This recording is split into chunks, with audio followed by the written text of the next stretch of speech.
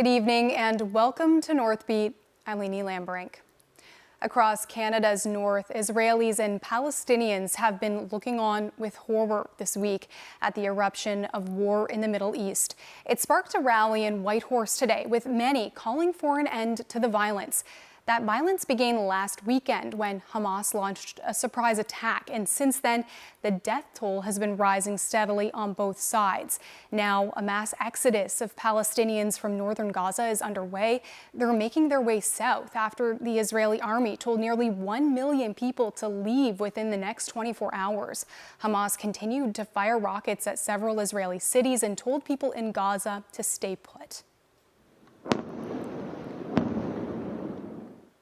Meantime, Israel pounded Gaza with retaliatory airstrikes again today. More than 400,000 people there have now been forced from their homes while the humanitarian situation continues to worsen. There's no electricity and food in Gaza. Fuel and medical supplies are in short supply. Talks about opening a humanitarian corridor into Egypt are ongoing. And today in Whitehorse, people marched to draw awareness. As Rafsan Farouk-Jugal tells us, Palestinians and Israelis living in the Yukon say this renewed conflict is devastating.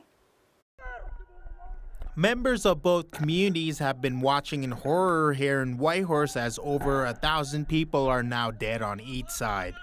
Rick Karp has friends and family in Israel. He says violence is a symptom of a failure of government leadership. Shocked. I think everyone, the world is shocked about what has happened in the last few days in Israel, and now what's happening in Gaza. There's leadership problems on both sides. By Friday afternoon, more than 1,800 people have been killed in Gaza, while more than 1,300 have been killed in Israel. Many of those who have been killed so far are civilians. In Gaza, over 500 of the casualties have been children. With a potential ground invasion of Gaza in sight, this resident of Whitehorse says collective punishment of innocent civilians from both sides is not the answer. Enough is enough. How many more coffins of children are we willing to see being lifted by parents, which are the heaviest coffins? How many more daughters and sons do we want to see parents bury with their own hands? And at a Palestinian solidarity rally in Whitehorse, residents said that the history of past and current colonialism needs to be addressed for there to be peace. It's what got us here in the first place. Colonialism decided before 1948, Britain went into North Africa and divided the country up into pieces and said, this is a country, this is a country, this is a country, because I say so. That's called paternalism. Now, the Israeli government has ordered over 1 million Palestinians in northern Gaza to evacuate. This came with a 24-hour notice yesterday, and all the exits out of Gaza are now blocked. Residents around the world and residents of Whitehorse are watching closely as the situation escalates and the walls of Gaza keep closing in. Rafsan Farouk-Jugal, CBC News, Whitehorse. Thousands of Palestinian workers from Gaza normally work within Israel, but they've been unable to return home. Many have gathered in cities like Ramallah in the occupied West Bank. CBC's Chris Brown has this report from on the ground. We're in Ramallah on the occupied West Bank, and this is a recreation center, but the people who are here, they're certainly not here for recreation. When the Hamas gunmen stormed into southern Israel and committed their massacres, there were at the time thousands of Gazan workers who were legally in Israel. Most of them were working, but some people were visiting, and there were some people even in Israeli hospitals. And now all of these people are trapped, and this is where hundreds of them literally have been put. This is a recreation center, and as you can see, people are using a basketball apparatus to dry their clothes. They're sleeping on outdoor mattresses. They're trying to exist off donations that people from the West Bank have given them. But it really is a very sorry scene, because a lot of these men, it's all men who are here, they're extremely worried about what they're seeing on television. involving their families. We talked to one man who has 9 children. He's barely been able to reach his wife. He says he broke into tears because he's so concerned that they're going to be killed by this relentless bombing campaign. However, at the same time, if you ask them how they feel about what Hamas did, that is not where they direct their anger. They instead bring up the fact that these people, these young men, were living under occupation, and one man described it as a fireball that was released into Israel. But their hope here, their futures here are very dim. The borders are obviously closed. Nothing is coming in or out of Gaza. And so for everyone here, they have no idea when they're going to get home. This is a place without a future. Chris Brown, CBC News in Ramallah. A teacher's aide at Nakashuk Elementary School in Iqaluit has been charged with possessing child pornography. 30-year-old Samuel Taralek was charged on September 25th. He's also charged with 1 count of child sexual exploitation and invitation to sexual touching and luring. He will appear in court in Iqaluit on October 30th. RCMP say they're also looking into other historical incidents involving students that may have happened in 2018. The NWT's chief public health officer is warning about toxic drugs in Hay River, carfentanil mixed with benzodiazepine. It's a combination that can render naloxone, which can temporarily reverse overdoses, less effective. The toxic drugs cannot be detected by sight, smell, or taste.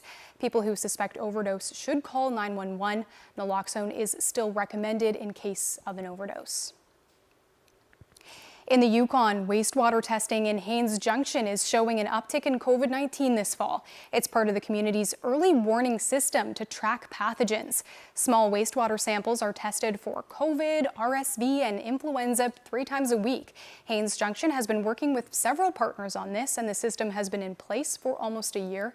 One of the program's contractors says it was the first of its kind in the Yukon, and it's an important tool.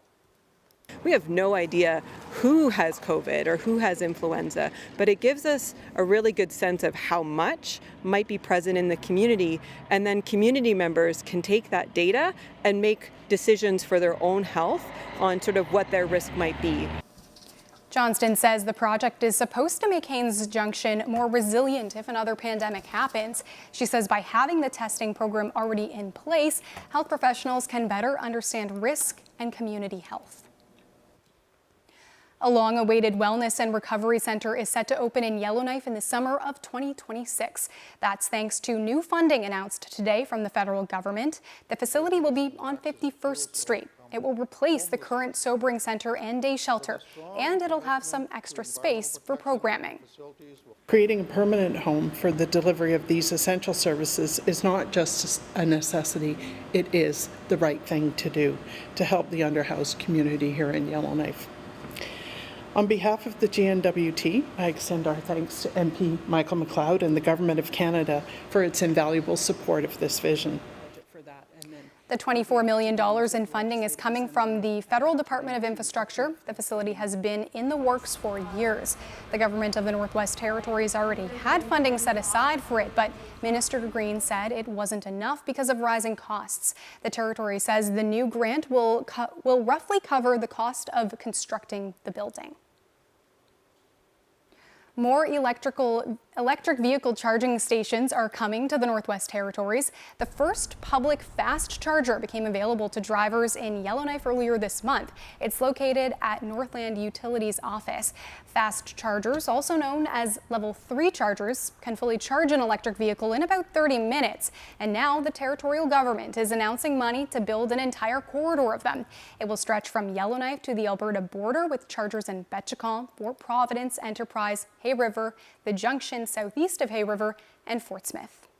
Most of the traffic along our highways are local people traveling, let's say between Yellowknife and Betchicon, or Hay River and Fort Smith. So that's where most of the traffic is coming from.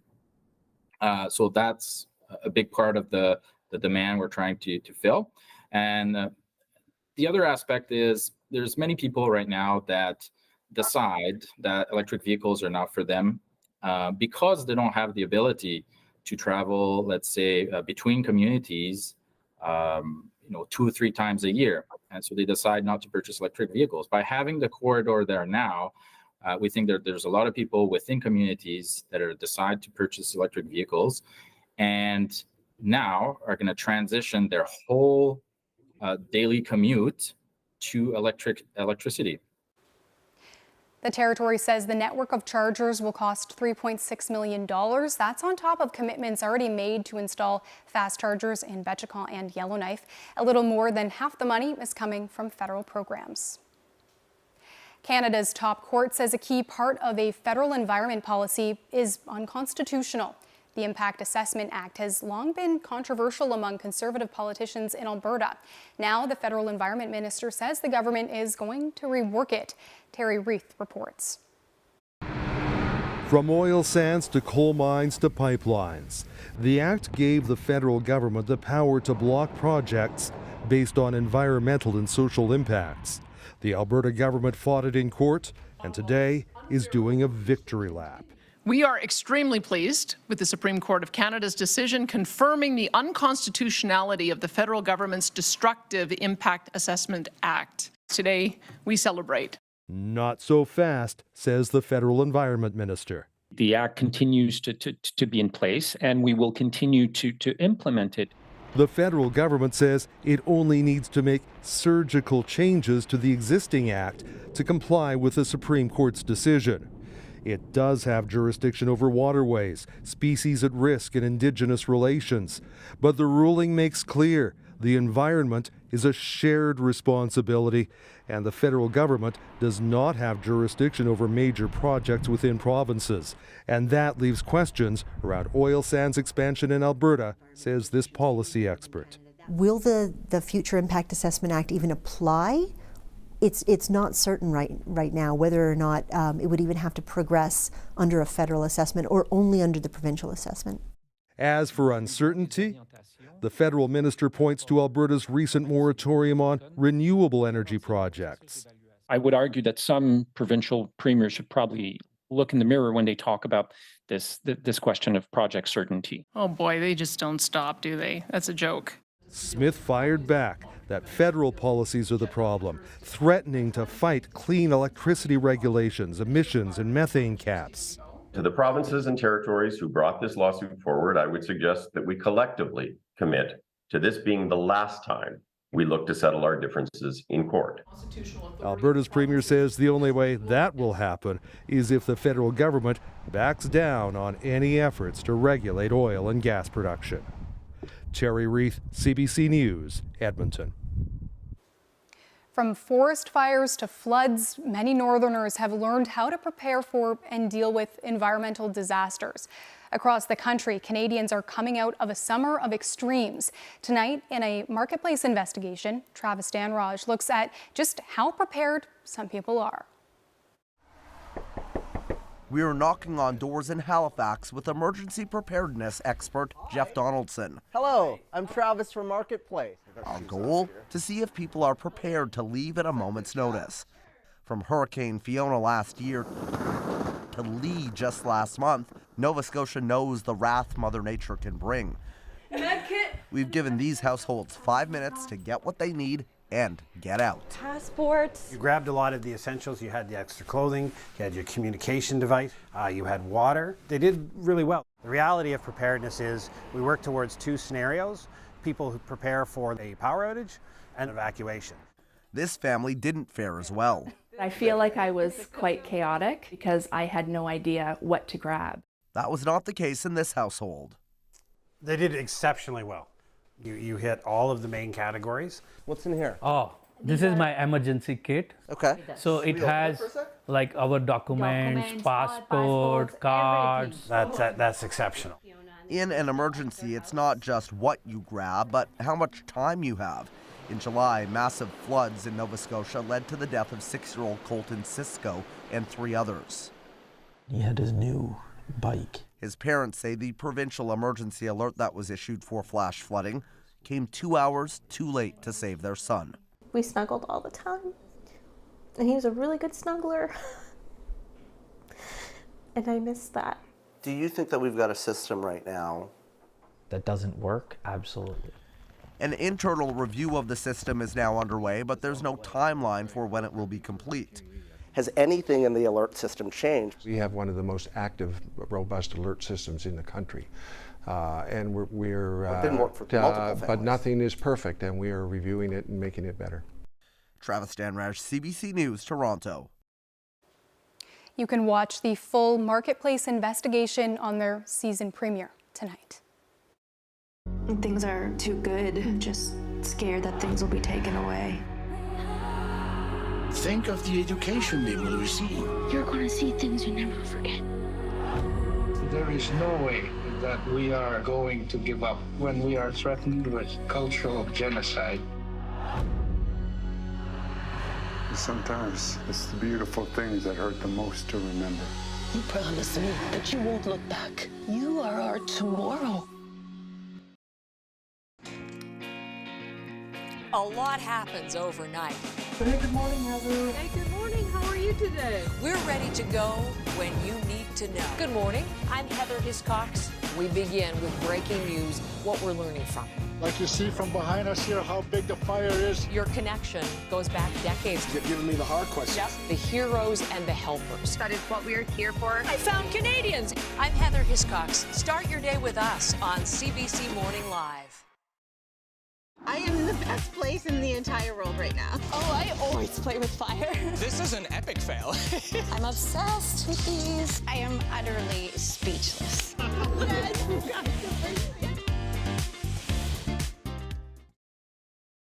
Do you know what destiny means? There is no power greater than that of the people. I will not run away. My destiny is to rule this country. Victoria. Watch free on CBC Gem. Every week, the issues that matter to Canadians. These are acts of desperation. Connecting politics to people. Some people have lost everything. Join me for Rosemary Barton Live.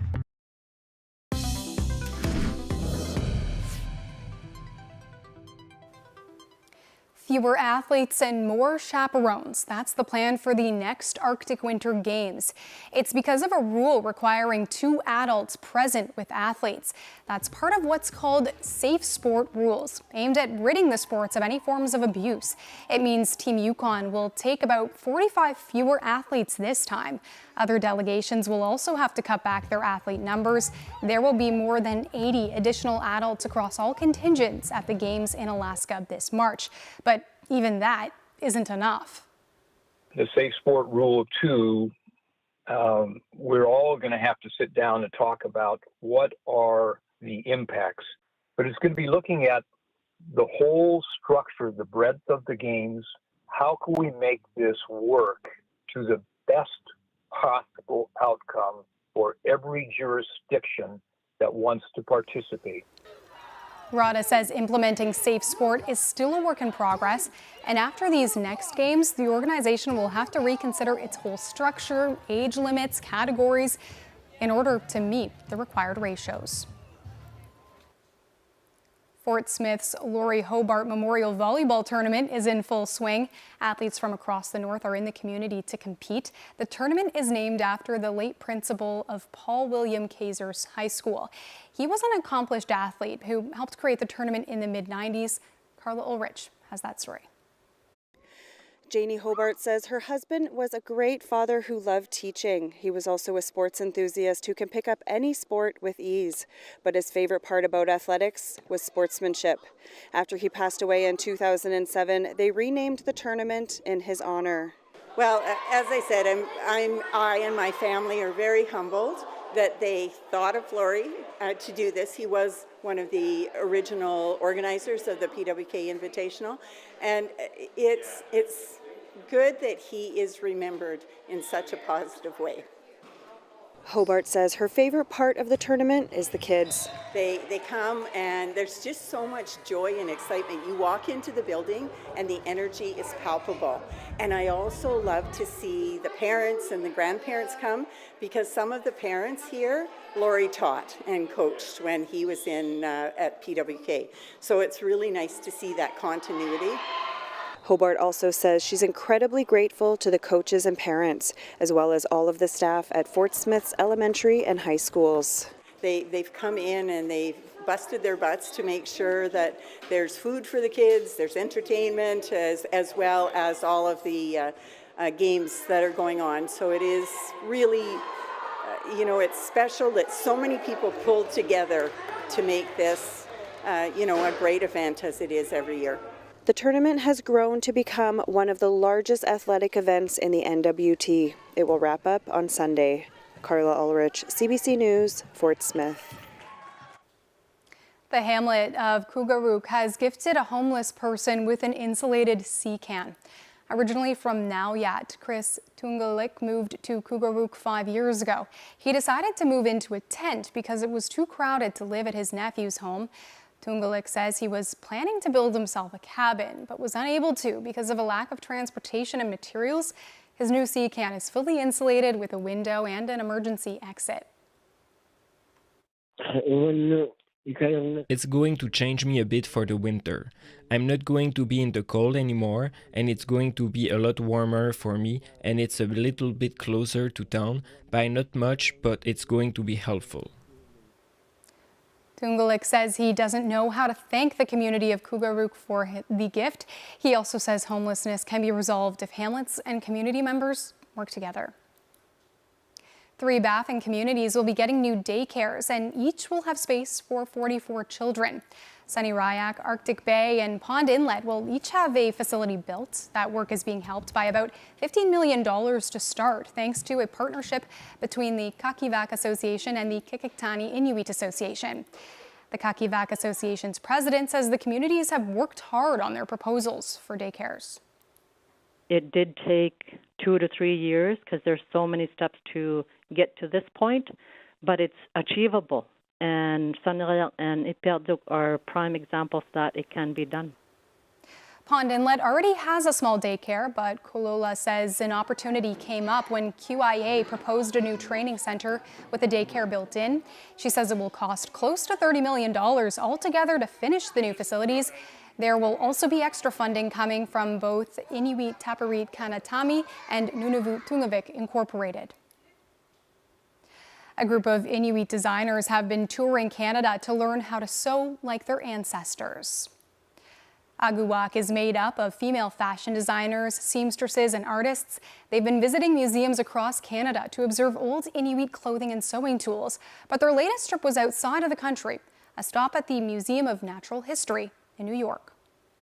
If you have the opportunity to visit a museum or museum collection, then I highly recommend it. And I've heard elders say that too, that if you can visit a museum, you should visit a museum. Zawadsky and the group's next stop is Iqaluit. A woman who lives in Ottawa found motivation for her art after seeing a relative's sculpture in a local gallery. Shelley Ituk Surette sculpts and makes jewelry as a way to connect with her Inuit roots. She says that she felt disconnected from her culture and traditions after moving from Kuujjuaq to Nova Scotia when she was 10. In 2022, after her mother died, she began working on art to get that connection back. She also says that her grandfather's sculpture in an Ottawa art gallery gave her inspiration. They went to go hunt and there was hardly any caribou, and they stumbled upon this one caribou that was laying down, and they were so weak that they were able to go and kill it. So my grandfather carved that caribou, and like that sort of has the energy of our lineage. Like it could have went different if we didn't have that caribou, and maybe I might not be here. So I just thought that that was a really powerful carving, and I'd love to go see it. Surette says she's working on a plan to open a little shop to sell her work. Grease is the word at the National Arts Centre in Toronto this week. Bear Grease, to be precise. And all Indigenous cast has revamped the lyrics and rhythms of the 1978 musical. Sandra Adma has more. Summer loving had me a blast. Summer loving happened so fast. There's this. The John Travolta, Olivia Newton-John movie Grease had everyone singing along back in 1978. And there's this.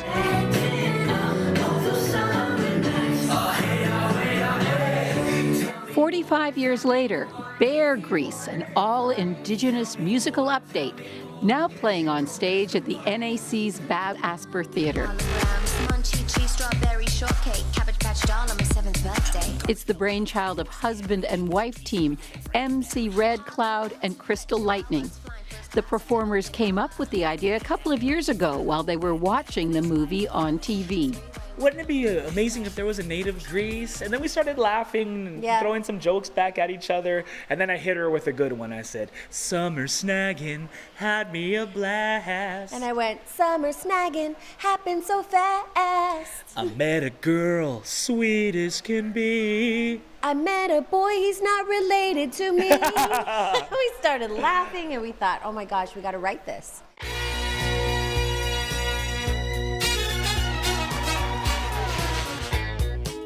They came up with a winning combination that's been a hit with audiences. High school sweethearts Sandy and Danny and the Pink Ladies are still here, but Bear Grease is a distinctly Indigenous creation. And so we bring elements from everyone's background, language, culture, powwow, dance, drum, flute, Indigenous humor. Yeah. Even through the wardrobe too, like Sandy's poodle skirt it has a bear on it instead of a poodle. Extra student performances with question and answer sessions were added this week due to popular demand. Bear Grease takes its final bow at the NAC this Saturday. Sandra Abma, CBC News, Ottawa. That is a show I would love to go see. That's Northbeat for tonight. For news anytime, head to cbc.ca/north.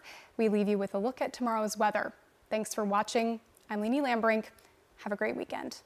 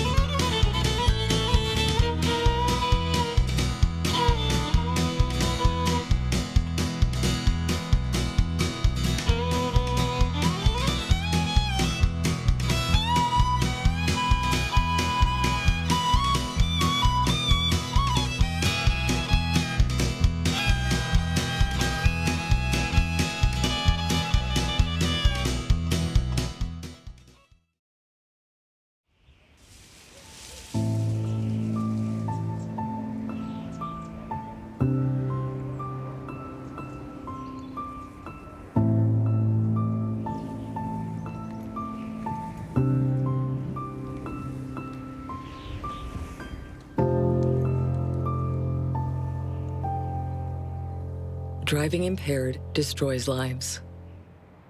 A message from Mad Canada. Keeping secrets, are you? No, sir. It's like any man. Starting new. On the run.